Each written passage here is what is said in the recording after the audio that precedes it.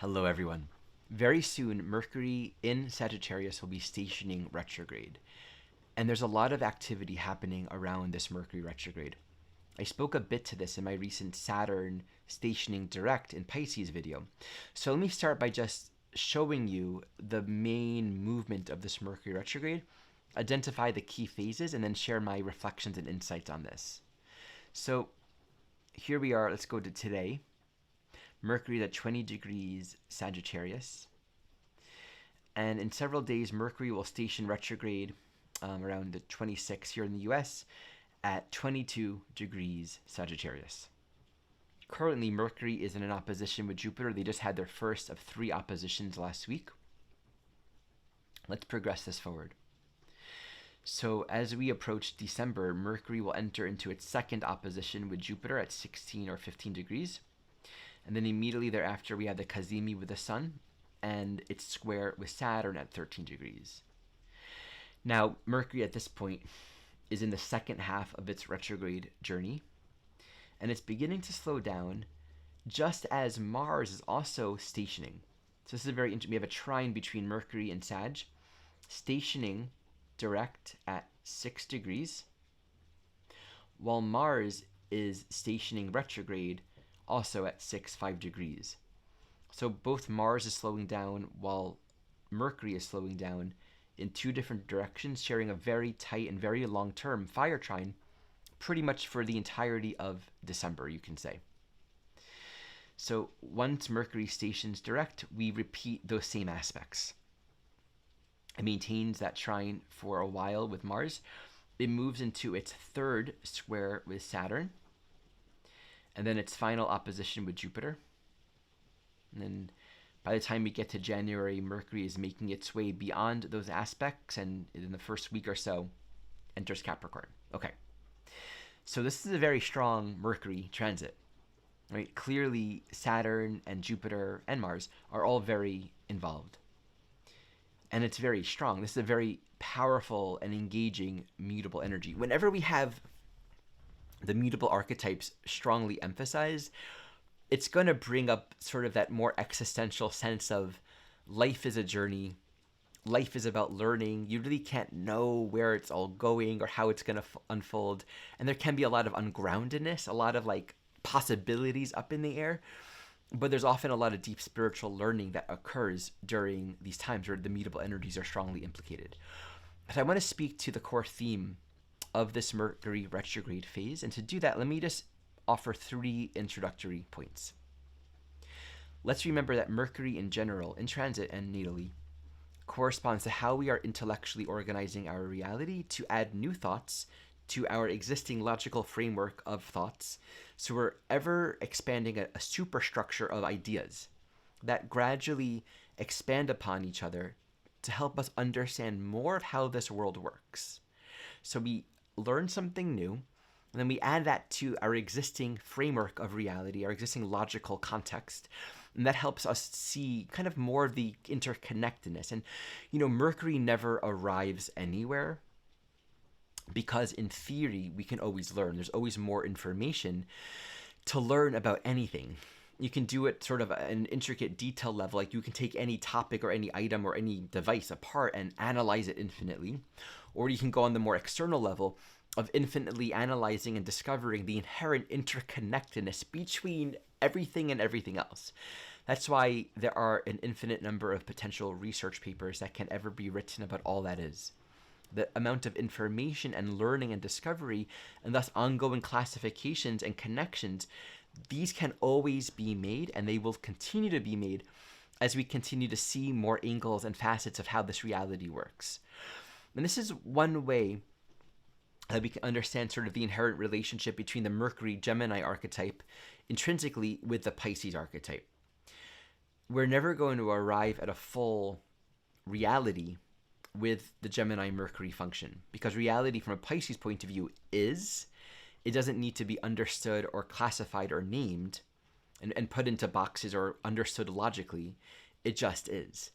It's wholeness. And what we're doing relative to the Mercury-Gemini archetype is we're taking the wholeness and we're almost like inventing questions And those questions allow us to look at parts of the wholeness, to analyze it on its own, and see how it kind of interrelates with the rest of what is in a very specific way.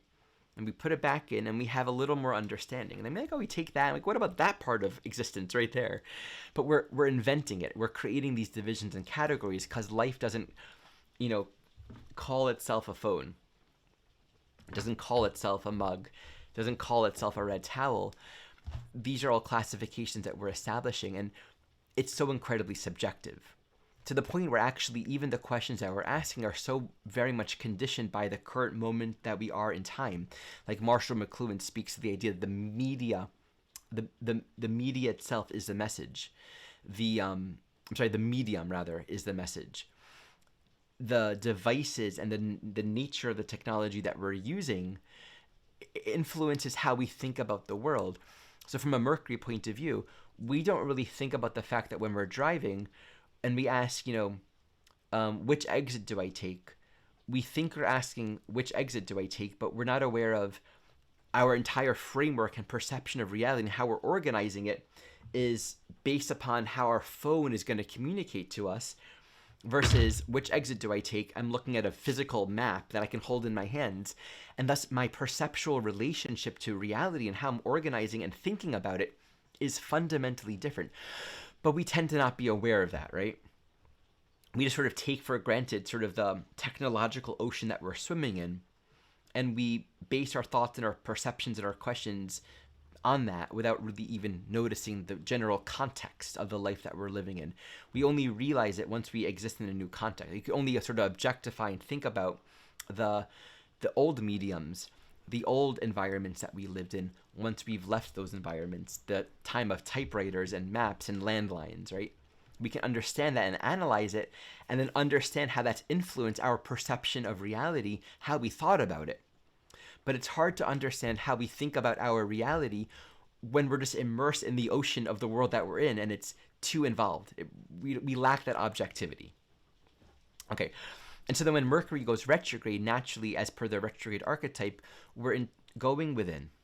We're retreating from the conditioned patterns of thought, and in a sense, developing a little more of an intuitive relationship to reality, the existing logical pathways and thus expectations of what works and how things to connect don't necessarily flow. And the idea fundamentally is to establish new pathways of thought.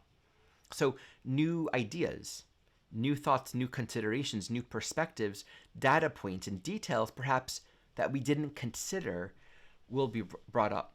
That's why in general, during the Mercury retrograde time, it's very helpful to be, editing things, kind of chewing on these questions, or before launching the thing, it's like spending time, because there are questions and perspectives or data points or information angle that maybe you haven't considered yet.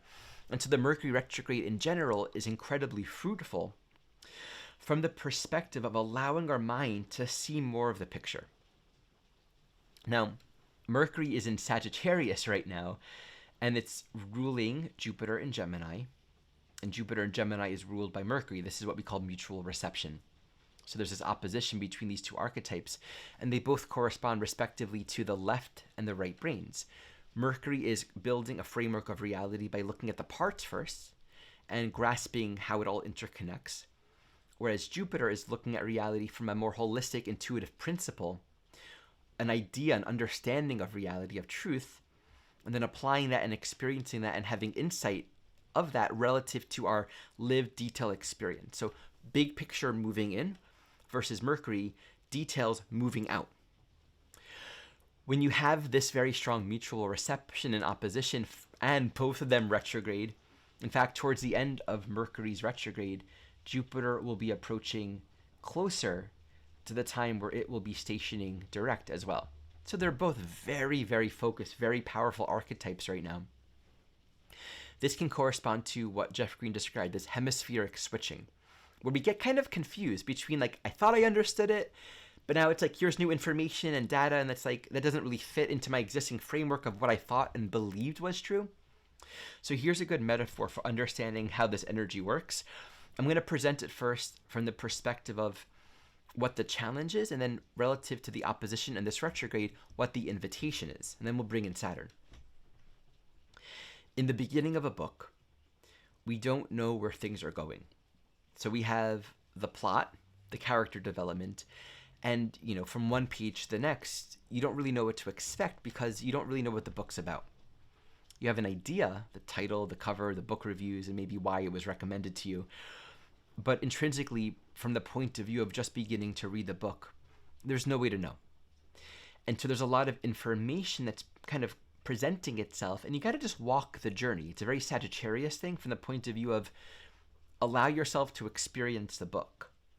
Let the knowledge and the insights develop as you experience it. And then you'll understand, oh, here's that character and this plot, and how they're all kind of interconnecting. The meaning, the gestalt, the purpose of the book, like what the theme is all about, the core dynamics, to a significant degree, are revealed towards the climax, towards the end of the book, where it all comes together. Maybe many different or disparate storylines, or where you didn't quite know where this was going, or what was the lesson, where was all of this leading, the teaching, the purpose, the spiritual meaning, the core underlying reason for the book itself is often revealed towards the end. And that highlights the difference between sort of that the mercurial dimension and the Jupiter dimension. Of course, throughout the entire book, on a very practical, literal level, you have the experience of reading words that are a compilation of letters that together form sentences, which form paragraphs, which form whole ideas. We're always working with that, taking disparate parts, bringing it together to form a comprehensive understanding. That's always happening throughout the entire book. But on a larger gestalt level, there is that experience of gathering information and not necessarily knowing where it's going until you just have the necessary experience to learn from it. And so what does that say here? I would say the first thing is don't be so quick to form conclusions. Relative to all the different things that we're doing, learning, studying, preparing, investigating, clearly there's a lot more information here. And we might not know. We might feel confused, or we might be very quick to jump. This can incredibly highlight how opinions and precipitous judgments can come in. You see a thing on Facebook and you judge, oh, that's true. Oh, then it ends up it's being AI. Or you have a perception based on reading a book by its cover, and you realize you are taking in information and forming some kind of conclusion a little bit too quickly. There can be a reactivity and a quickness of the mind to decide what everything is for. And this is where that greater square with Saturn at the apex in Pisces recently direct says, don't be the judge of reality. Don't look at reality and take in all of these perceptions. And Mercury works with the senses. Like, you see things, you hear things, you feel things, you taste things. That's all very sensual and Venusian and Taurus. But then what happens with Mercury is we take in the raw, unprocessed content of our sensual reality, and then we give it a name. We classify it. Soft, cold, honest, sincere, wanted, unwanted, interesting, uninteresting. We all the different titles and classifications that we give to reality. And so then we decide if something's true. We decide what's logical, because what's interesting about Mercury is anything can be made logical.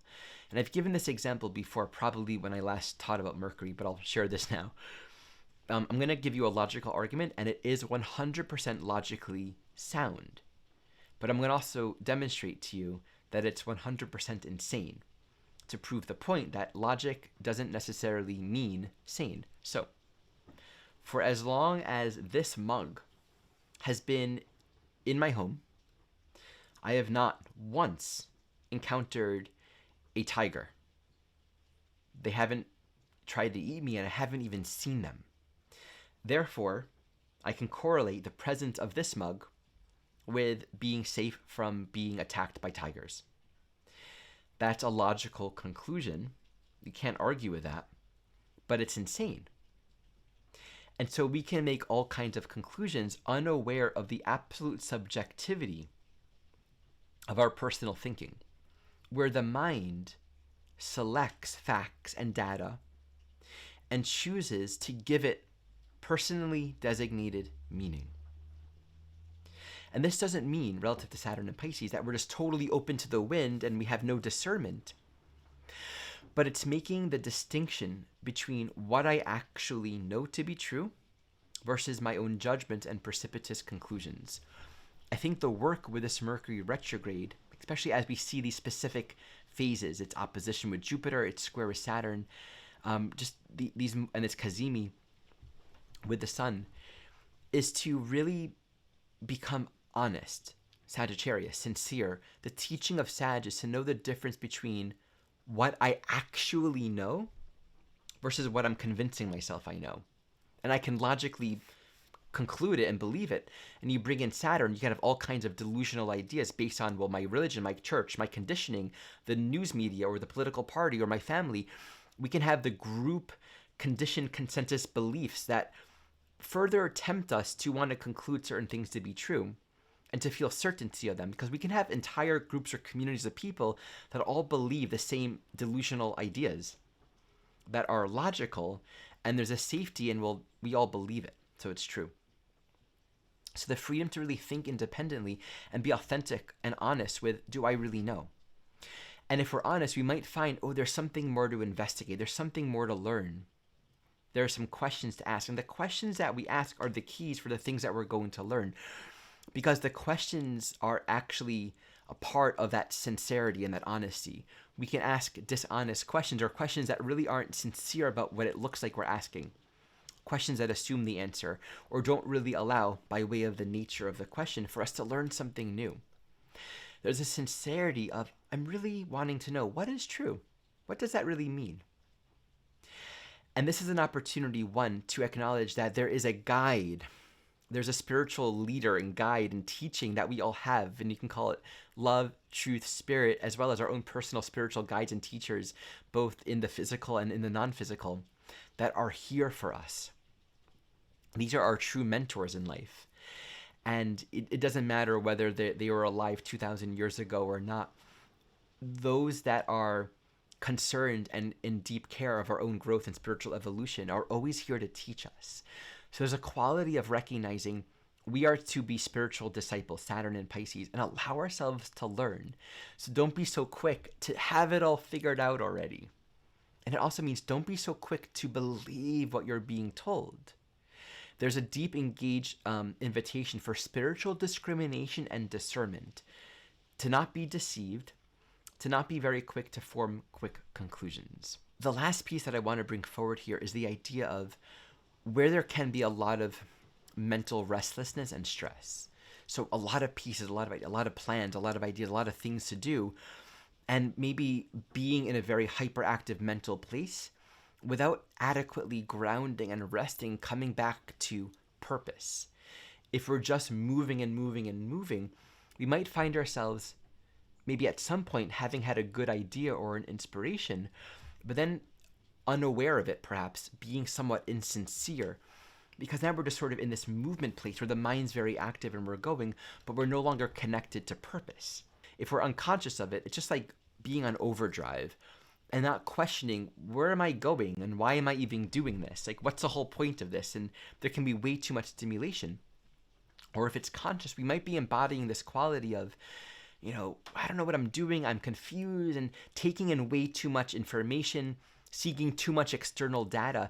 And the invitation is to slow down. I think there's a lot of wisdom, especially right now and over the month of December, of coming back to the bottom line. What is simple enough that you absolutely know to be true when you stop trying to understand all of the other stuff? It's not a belief system. It's not something you're trying to know. It's just what is self-evident. The thing that is self-evident is just this present moment. It's just, oh, I'm tired. Or I forgot what I was here to do. Or I'm not available for this right now. Or I need to get away from the computer. Or I need to take a walk. Or, oh yeah, I wanted to research this thing. What's self-evident and known doesn't have to be some sort of larger philosophical idea. It can be this remembering of, oh yeah, love. That's what's important to me. But it could also just be this very tangible, simple present moment. This is what I know right now. And the sincerity and the simplicity of being able to move and live from what I know right now and not trying to add concepts and ideas and things that we're trying to know really allows the journey to unfold in a very spontaneous and authentic and organic way that isn't over stressful to our nervous system. Once Mercury stations direct, and let's just come back to looking at these transits here, we're in for a wild ride. So we got Mercury stationing direct, passes all of that. Saturn and Jupiter find their final square, and then immediately, really soon thereafter, Saturn joins with an orb of Neptune, and the North Node moves into Pisces. We have a whole lot of very strong Piscean energy.